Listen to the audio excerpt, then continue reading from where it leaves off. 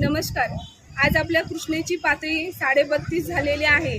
आता बऱ्याचशाच ठिकाणी पाणी जरी शिरला असेल, आत येत असेल, तरी पण नागरिकांनी भिवून जायची गरज नाही, कारण आपलं सांगलीचं प्रशासन, शासन योग्य ती खबरदारी घेत आहे आणि आपल्या बरोबर आहे।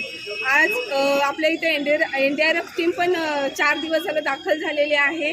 प्रशासनाने योग्य ती काळजी घेत आहेत।